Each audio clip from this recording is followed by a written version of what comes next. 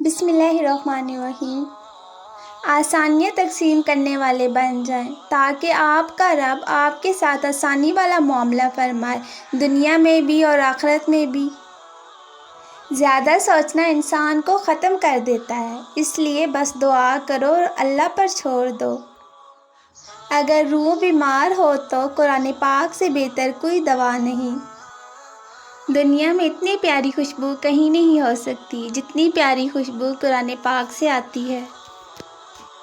جہاں ایمان ہوتا ہے وہاں یقین ہوتا ہے، اور جہاں یقین ہوتا ہے وہاں معجزے بھی ہوتے ہیں۔ زندگی میں آپ اپنے مقصد کا تعین کریں، آپ کے مقام کا تعین آپ کا رب کرے گا۔ دل کے درد لوگوں سے نہیں اللہ سے بیان کریں کہ لوگ بس تجسس رکھتے ہیں مگر اللہ آپ کو سمجھتا ہے۔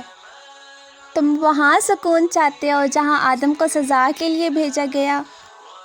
ماں باپ کی دعائیں تسبیح کے دانوں کی طرح ہوتی ہیں جو اپنے بچوں کے حق میں ہر وقت اور ہر پل تسبیح کے دانوں کی طرح چلتی رہتی ہیں۔ اللہ پاک سے دعا ہے یہ دعا مانگنے والے ہاتھ ہمیشہ ہمارے لیے سلامت رہیں، آمین۔ والدین کے بڑھاپے کا آغاز اسی دن سے شروع ہو جاتا ہے جس دن سے ان کی اولاد انہیں نظر انداز کرنا شروع کر دیتی ہے۔ جب کوئی کام تمہاری مرضی کے مطابق ہو جائے تو شکر ادا کرو کہ اللہ نے تمہاری مرضی کو اتنی اہمیت دی، اور اگر تمہاری مرضی کے خلاف ہو تو اور زیادہ شکر ادا کرو کہ وہ اللہ کی مرضی سے ہوگا جو ہماری مرضی سے بہتر اور بہت افضل ہے۔ اللہ پاک ہم سب پر اپنی رحمتیں اور برکتیں نازل فرمائے، آمین یا رب العالمین۔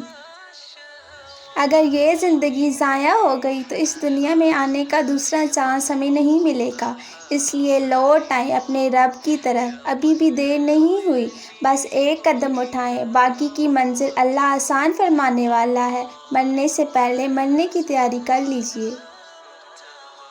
تمہیں پتہ ہے جب بات ناممکنات پر آ کر رک جاتی ہے نا، تب میرا رب کہتا ہے ان اللہ علی کل شیء قدیر۔ رب کی منشا پہ چل